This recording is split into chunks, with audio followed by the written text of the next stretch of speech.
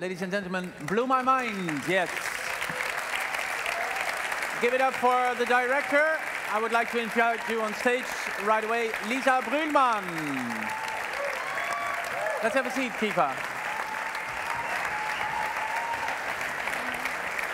Hi. Hello. Good to have you here. Hi. How do you feel?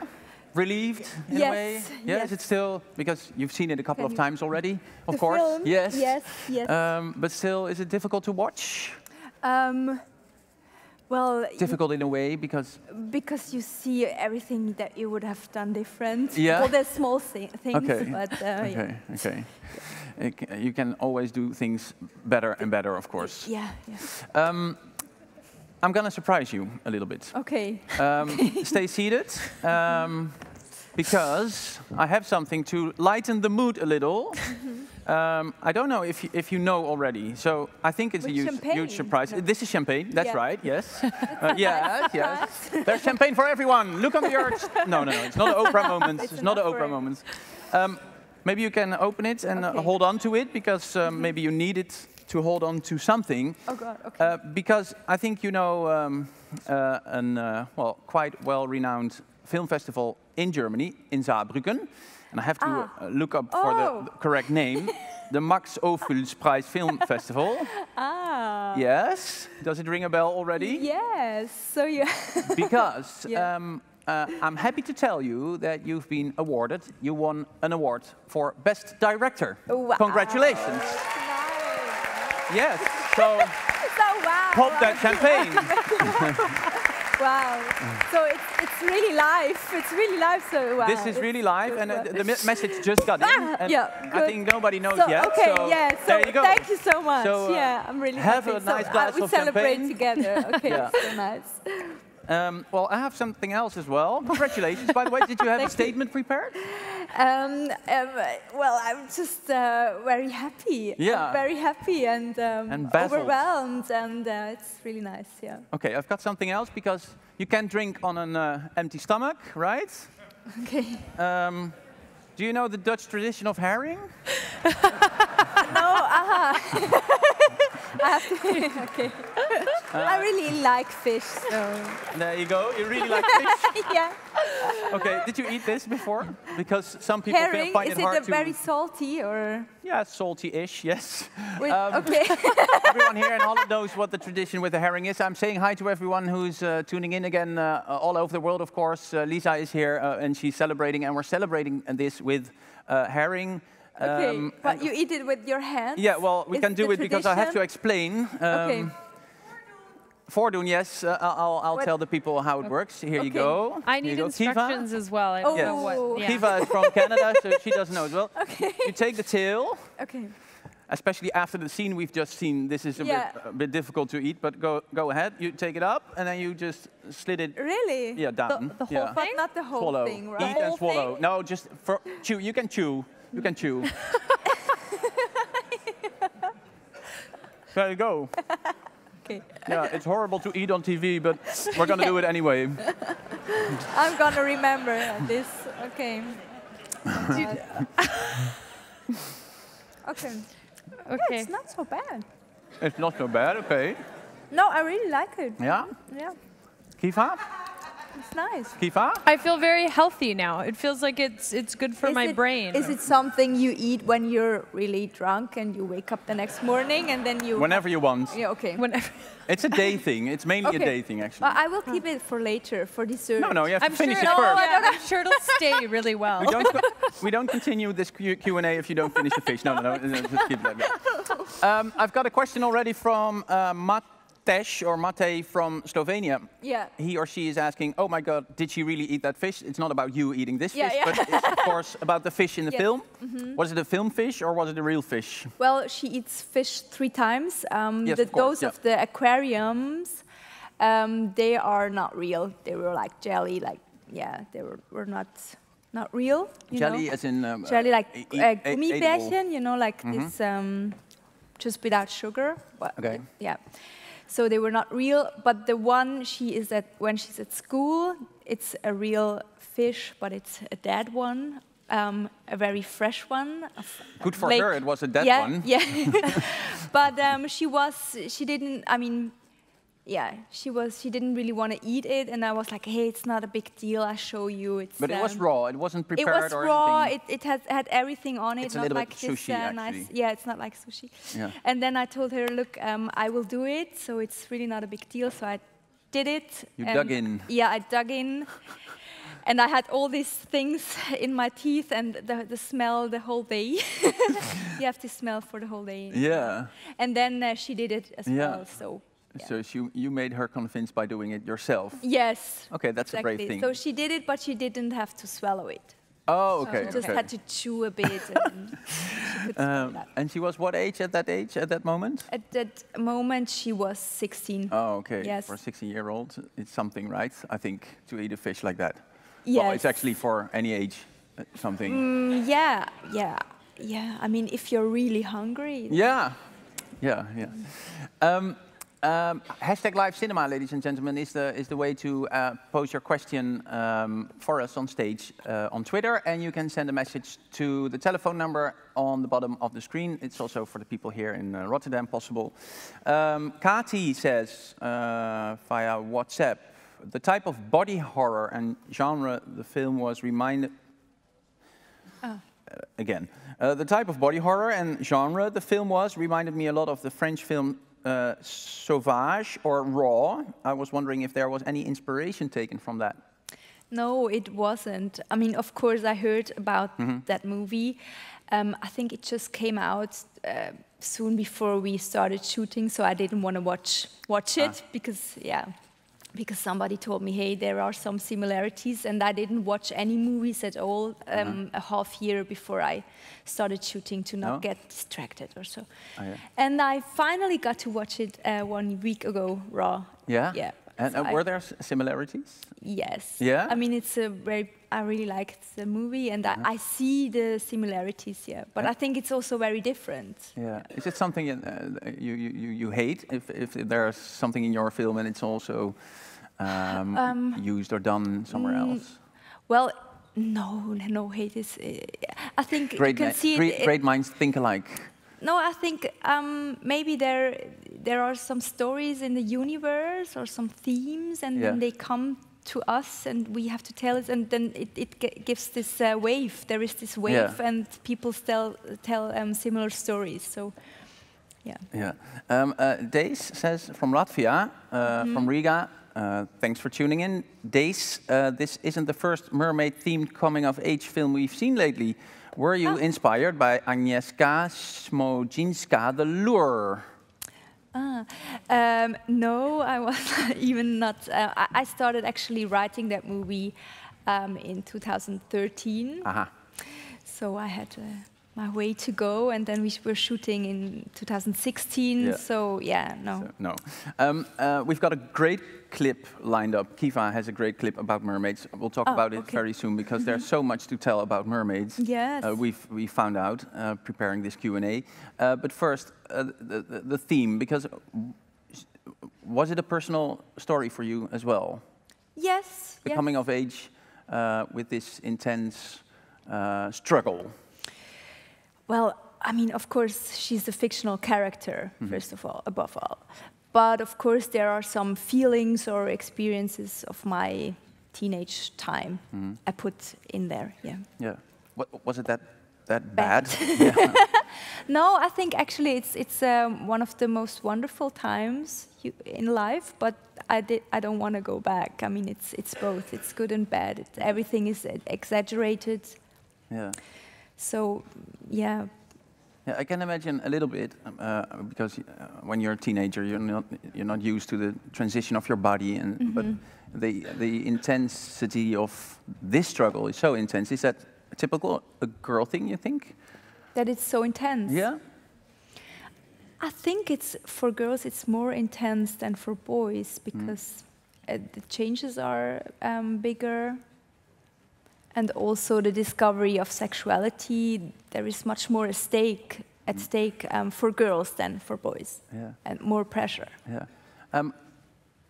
what the end, we've discussed it, what it stands for. What would be the metaphor? If you do, you want to explain it, or is it something you leave open for the people to watch? No, I would like to explain it. Yeah, yeah. I mean, I hope most of the people understood it, because I think it's a hopeful end. Yeah. So.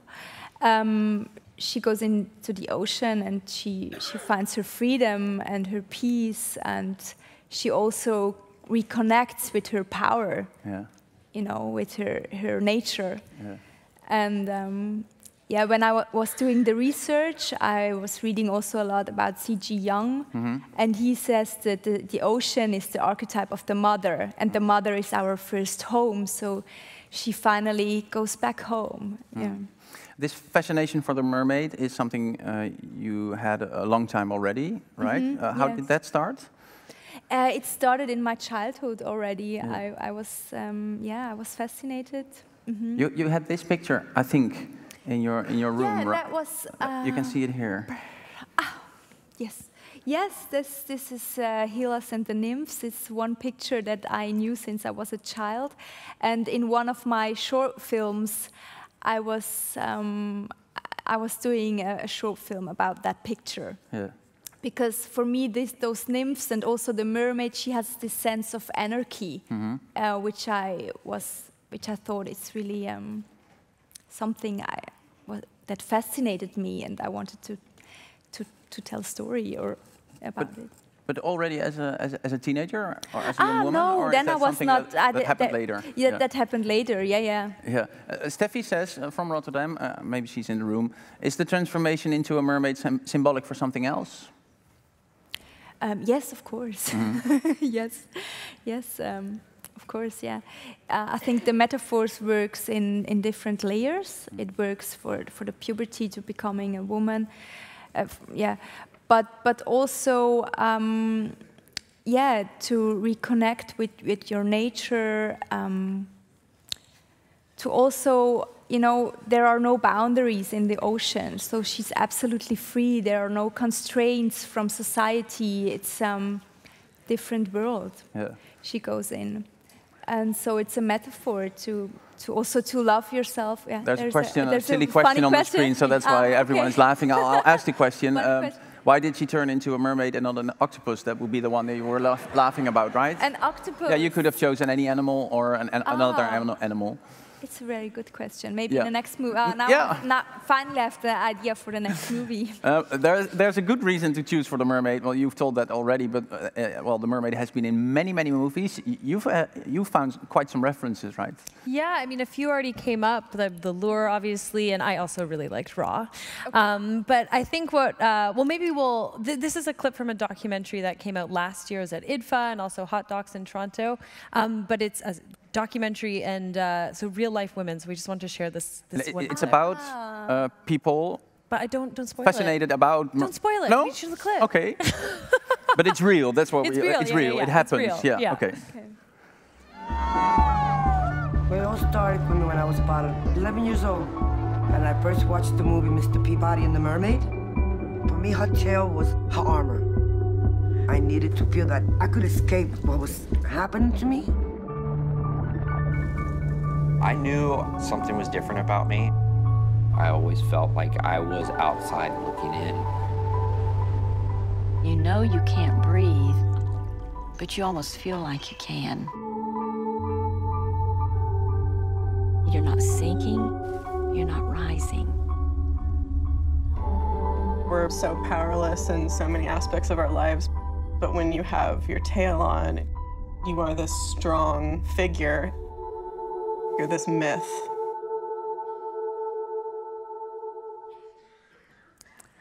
So this is a documentary called Mermaids, directed by Ali Weinstein, and I'm not just showing it because it's Canadian, and I wanted to bring. Not because it's Weinstein as well. No whatsoever. We went there. Oh yeah. No, Ali Weinstein is the director. Okay. She's another emerging female filmmaker from Canada.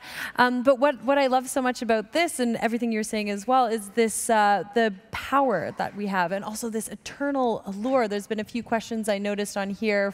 Every continent has mermaid myths and their own versions on it. But what I think is so interesting about your take is you build on, as you know, in this clip we're seeing, there's the healing power that we see in the film as well, but you also incorporated the horror aspects. And can you talk a little bit more about that and, you know, fairy tales which are terrifying as well at times? Well, yeah, of course. I mean, if you look at the Greek mythology, she's this death-bringing figure connected to sexuality, and this I thought also very interesting. Yeah, of course. I got a question from Lot, from Rotterdam. What is the real age of Mia, and was she comfortable with playing the sex scenes? Oh. They were quite explicit. Yeah. So at the time when you we already told 16, I think? Yeah, at the time we were shooting, she was 16, and no, of course, those scenes were quite hard for her to do. Oh, but I have to tell you that it's not real. You know, it's all editing. Okay. It's editing. She didn't have to do anything real, but of course because she's. But she was in the room with those men. But she was in the room, but she didn't see anybody naked or so. You know, so yeah. Yes. Yeah. No. I'm just. There was someone making some noise. I don't know why. And of course it was hard because she's an actor who dives really in. She's so connected with the character, and that's the point when Mia is on her lowest point. You know, she loses control. She gives away the control, and she also hurts herself by doing this. You know. And yeah, of course, that was hard. Yeah. But we were rehearsing. And the age, is that an ethical thing you have to think about if that's okay to do with a 60-year-old? Yes, of course. I mean, I was already when we were casting, I told them, hey, look, this. I mean, I gave them the script, and I was asking them. I told them, hey, look, we have to shoot this scene, and everybody who stays in the casting has to know that this is what we will do. Yeah. She's not here because she's at an award show, I think, somewhere. Because great talent, and maybe she wins something as well tonight. Yeah. We never know. Yeah. But we do have a little clip of her. Okay. Hello, everyone. Unfortunately, I can't be in Rotterdam tonight because I'm in Saarbrücken at the Max Opus Film Festival. I hope you enjoyed the movie, and I just wanted to say thank you, Lisa, for this wonderful story. And yeah, now I can ask lots of questions. Yeah, we can ask a lot of questions. That's what Luna is saying here. Where did you find her? Because she's a great talent, but also Zoe in the film, young, new talent, right? Yes. They didn't have a lot of experience before. Did they act? They were both in another movie 2 years earlier, in a Swiss movie when I saw them.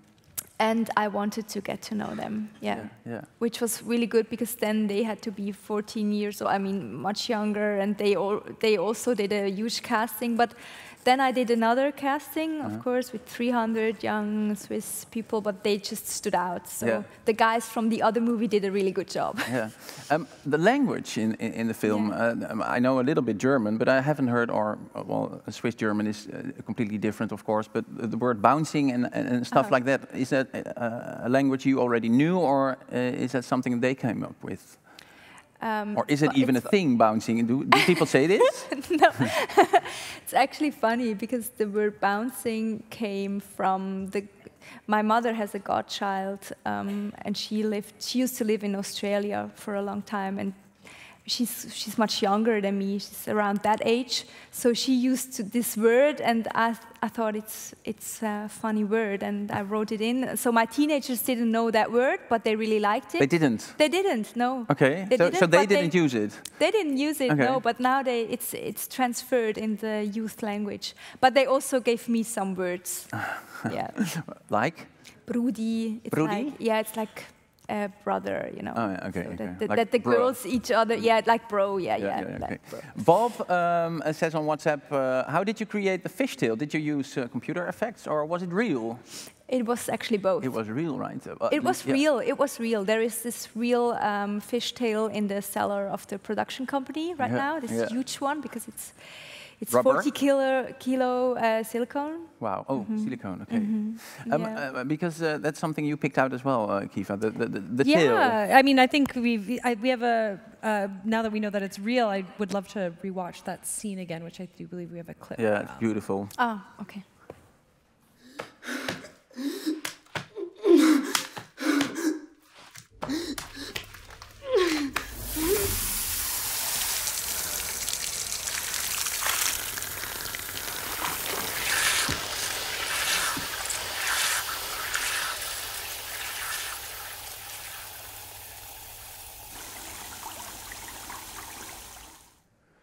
I have to say it's completely different to watch this scene while you smell the herring. It's 3D cinema experience here. Yes. Yeah, or 4D. Yeah. But what I love about this is the tactile nature of it, right? We see so much computer animation. I mean, full movies made that way.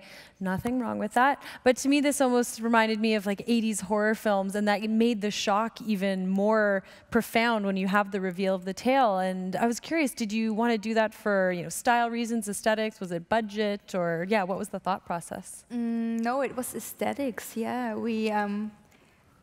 Well, of course, we wanted to look as real as possible.